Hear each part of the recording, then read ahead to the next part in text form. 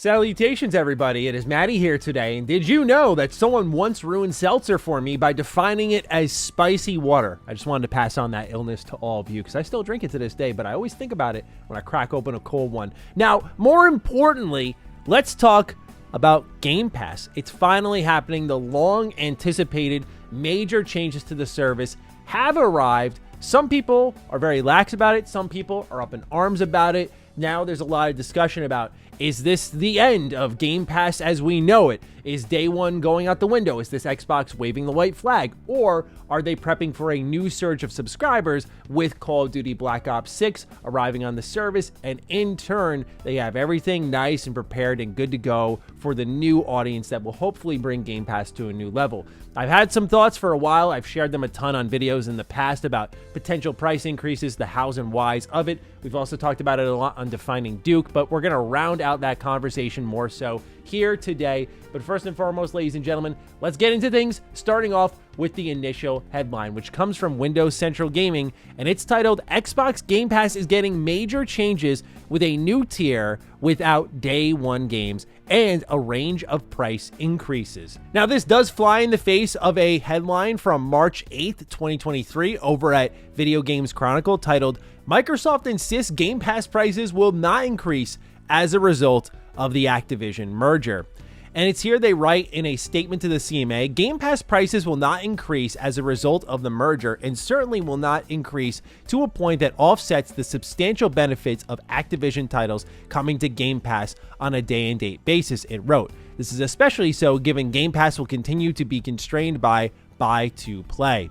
Microsoft went on to point out that it had not increased Game Pass prices since introducing popular Bethesda content to the service following its acquisition of the publisher's parent company ZeniMax Media, which saw it take ownership of franchises like Elder Scrolls, Fallout, Doom, and Dishonored. Now, since then, a lot has transpired. We already talked extensively about 4 companies shutting down. In light of that, we got a lot more information on Game Pass and how major additions to the service, say Starfield, managed to do really well with day one players. It sold really well according to Circana, but it didn't really move the needle in the terms of retaining new subscribers for Game Pass. And on top of that, we learned that exclusives are going third party to at least some degree, and then Phil Spencer recently confirmed in an interview with Ryan McCaffrey of IGN that they're going to continue to do that sort of thing. So the plan has drastically changed since last March, but I think most of us, when we read this initial headline, knew that this was a lot of lip service, a lot of wordplay, where Xbox was saying, yeah, our subscription service, which when you look at Spotify, Netflix, Disney Plus, you look at them all, they all inevitably go up. That Xbox saying, hey, this isn't going to go up was a complete lie just to get this deal over the edge so they could own Activision Blizzard. Still, not a fantastic look, and now we're going to get a full breakdown here in bullet points from Windows Central Gaming of what is changing with Xbox Game Pass, where they write, soon Xbox Game Pass for console will be shuttered for new users only. What that means is if you're a new user coming in, there is a new Game Pass tier for you, which we're going to get into. So let's keep reading. They say users currently on Xbox Game Pass for console will be allowed to maintain their subscription as well as day one games and the hundreds of titles in the back catalog. What this means is that if you are there, it is probably in your best interest to stay if you use your Xbox a lot, because once you let go of that subscription, which is at a lower value, Xbox is allowing you to keep it. But once you let that go, when you want day one games and all those extra benefits that originally came with the console tier, you're going to have to pay for Ultimate, which has been moved up to $20. Let's keep going. They also mention here, new users on Xbox Game Pass in the near future will be greeted by a new Game Pass standard. This is more like EA Access, which includes Xbox's back catalog and does not include day one games. This will be priced at $15 per month and will also include Xbox Live Gold for multiplayer, now known as Game Pass Core. Confusingly, I agree with that sentiment. It doesn't include Xbox Cloud Gaming. Xbox Game Pass Standard is supposedly launching in September. From September 12th, 2024, Microsoft will only allow users to stack Xbox Game Pass for console users for up to 13 months using prepaid cards and the like, which will continue to function if you have more than 13 stacked already. You won't be impacted. So there you have it, the new tier for those who are coming in, right? Like we already talked about how Game Pass for consoles is being shuttered. So if you're a new user, subscribing for the first time, what tier is available for you? It's this new standard tier. You get pretty much the vault is how I would define it. So whatever's there in the terms of the back catalog available via third-party deals, that's going to be there for you. Day one Game Pass games though, like your Starfields, Pentiment, Redfall, I'm just listing games out here, Black Ops 6, Avowed, these things would not be available for you unless you ponied up the extra $5 a month. Frustratingly here, seeing this thing about prepaid cards and 13 months, all that stuff, highlights once more, it's really weird that Xbox does not have an annual fee that you can pay right now to get a year's worth of Game Pass. Now, I personally would never do that anyway because I would want to make sure that, you know, there's value being added to the service consistently, and so I wouldn't want to commit that hard to a subscription service. But for some people, this is the only way they play games, and I think that's why Game Pass is still excellent. But I'll deliver some of my personal thoughts on that a little bit later. We have a lot more information to go through. Xbox Game Pass Ultimate will not be changed, but it will get a price increase. It will still include PC Game Pass, day one games, and hundreds of back catalog titles, as well as cloud gaming. But it is getting a price increase. That new price will be $20 a month. Meanwhile, PC Game Pass is getting a price increase from $9.99 per month to $11.99 per month, along with day one Game Pass games continuing to arrive on PC. You'll note the strategy here is remaining the same, just the focus on the platform has shifted. So Xbox has said in multiple headlines in the past that the console user base is not really growing. And they personally at Xbox feel they've gotten as many people on the console as they could to subscribe to Game Pass. So now that you have that base of 20x million users, now it's time to get all the money out of them, right? So now we're going to jack up these prices, and that's what's going to happen there. PC, however, is the next place that Xbox has wanted to grow next to mobile. And PC has been a really big uphill battle for Xbox. Not because, you know, the games aren't there. It's because Xbox's PC app is frankly terrible. I avoid that thing like the plague. And so that's why you see the price increases here are really soft.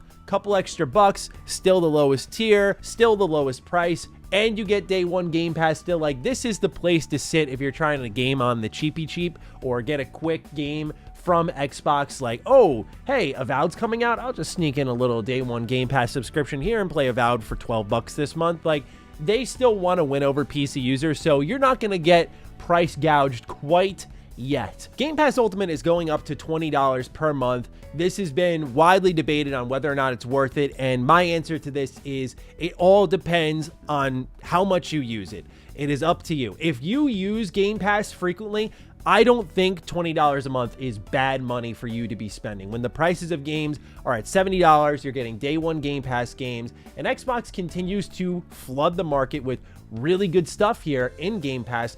I don't feel like my subscription is going to waste, but I also use Game Pass a lot. Now, if you're someone who I would define as an infrequent Game Pass user, you've had your subscription active in the background, it's one of those sub and forget it, it's convenient when a game comes around that you're interested in, but for the most part, you kind of dabble between all the systems, you don't really use your Xbox predominantly.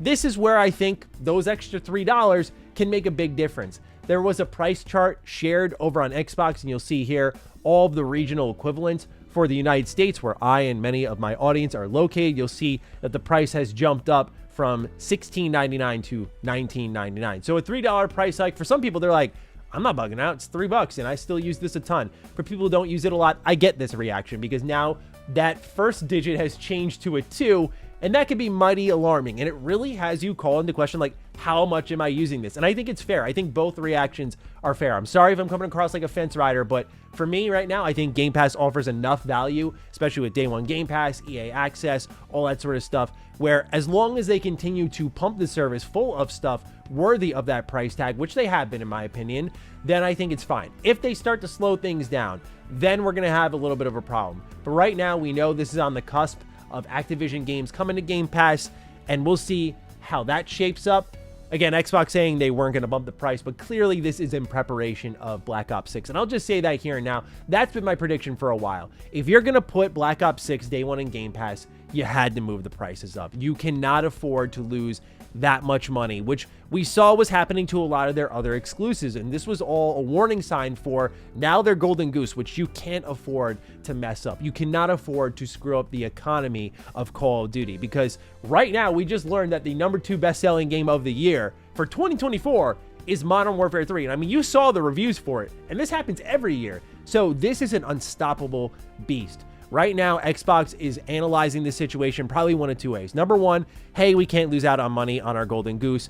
Let's make sure that we're at least having people who want this thing day one paying $20 on console and $12 on PC. I think the other thing they're considering is, hey, let's set the new standard for potentially a surge of new subscribers coming into Game Pass. Call of Duty is a trailblazer. Can it bring them to a new level with Game Pass? We'll have to wait and see on that. I think there's a possibility, but I think the numbers in the past have suggested that the growth can come in spikes, but who knows about retaining that subscription? Time will ultimately tell, but what this says to me is that Xbox could be looking at this and saying, let's get these prices up now, because even if the subscriber mark doesn't move because of Call of Duty, which it undoubtedly will, but will it stay that way? We're still going to get maximum dollar from our current base, which is staying very dedicated to the service. While some have argued Game Pass is stagnant, we haven't seen a significant loss of subscriptions. This is going to be the first big challenge for them, I think, when it comes to will subscriptions stick after a big price hike like this, after changes in value propositions like this. We'll see again, but right now the reaction has been interesting to say the least, and we still have more information to go through here from Windows Central, where they write, Xbox Game Pass Core or Xbox Live Gold Multiplayer gets an annual, specifically annual, price increase to $74.99 per year from $59.99, but will remain $10 per month. As I already showed you, the price changes are global. You can view them all on screen right now, but it's listed here in the article. And for users with recurring billing, the new prices will take effect on September 12th, 2024, giving you time to cancel if you don't really like these changes. So there's a long-term way and a short-term way of looking at things. The short-term, I think, looks pretty good. I'm looking at this holiday season. I'm looking at Indiana Jones. I'm looking at Avowed. I'm looking at Black Ops 6. These are all games that I think look really good. I'm looking at the third-party Day 1 Game Pass inclusions. I'm looking at the ID at Xbox program. I'm saying, you know what? Between that, EA Access, like, I'm getting a lot of value for my dollar here. And frankly, I use Xbox Cloud Gaming a decent amount. My fiance uses it a ton. So we're getting really good value out of that there, where I think the subscription is really paying for itself. And ultimately, even though I buy all the games I review and all the games I really play, if I were not doing something like that because I run a business around that and I want to make sure my money is being put out there before I put my opinion out there, I would be saving a ton of cash. So for me, Game Pass is still incredibly valuable. But I think for a lot of people, the reality is going to kick in that it's like, do I need to say subscribe to this thing? And Xbox may be getting a lot of individual new subscribers occasionally who unsubscribe just as quickly. And maybe they also anticipate that. The question is, are things over here with Game Pass? I saw a really interesting Twitter thread between Jeff Grubb and Jez Corden kind of talking about, like, is this waving the white flag on the Game Pass strategy or not? And I have to say, I do kind of align with Grubb's thoughts. This does feel like a moment here where Xbox is well positioned where if things fail, they're still going to make a lot of money out of it. If we gain subscribers, great. We just gained a lot of new subscribers with a new entire pricing model and value proposition across some Game Pass tiers. If it fails, you're now going to get the maximum dollar from the current established subscriber base. And this is going to be a weird example, but you know who does that really well? Is Fallout 76. Fallout 76, for all the crap that people gave that game, injected a battle pass, a microtransaction shop, a subscription service all in one, and that trio of monetization kept that entire ecosystem afloat. Where for some people, even if Game Pass completely retreated from the day one model and just ended up being kind of like the PS Plus extra vault, for many people, that would just be worth the price of admission. But of course, prices would have to change then if we're getting rid of day one. That's the thing you're really paying for to save some money. I do think with Xbox already being not the best communicator, the list of tiers is getting a little bit muddied. As someone in the thick of things, I understand it, but I'm just kind of on the edge of assuming at this point, if you're a new customer stepping in, Xbox's naming conventions of like Game Pass Console, Core, Standard, Ultimate. Ultimate's the only one that signals to me like, hey, it's a cut above the rest. Otherwise, though, I think things are getting confusing. You look at the console naming things, Series X, Series S, Xbox One, which is coming after the 360. You know, whoever's coming up with the names at Xbox, you know, maybe consider a rehire over there. But yeah, really interesting time here for Xbox. Excited to see, as someone who likes to analyze the industry, the response from the audience. From what I've seen, overall, not world is on fire energy. And I think that's fair. And I think that speaks to the value that Game Pass is providing. But I think over time, this reality is going to set in. And with certain changes on Xbox Game Pass, which could revoke some of that value, I could see problems arising. But right now, with the way Xbox is going, it's really about how much you use it. And if you use it a lot, I think the value is still there. We'll see if that changes over time. Certainly, I look at things like Disney Plus or Netflix, where I'm like, wow, this subscription service is great. How could things go wrong? Right. So yeah, that could always happen. But right now, as it stands, I'm okay with where things are. But I think we've now reached, like, I don't want to pay more than $20. And if it gets beyond that, I'm going to really have to, even as someone who does this for a living, heavily reassess. Because right now, that's my limit. So we'll see. But ladies and gentlemen, let me know your thoughts on these Game Pass changes down below. Take excellent care of yourselves, and I will see you in the next video. Stay sexy, stay active. I love you all. Peace.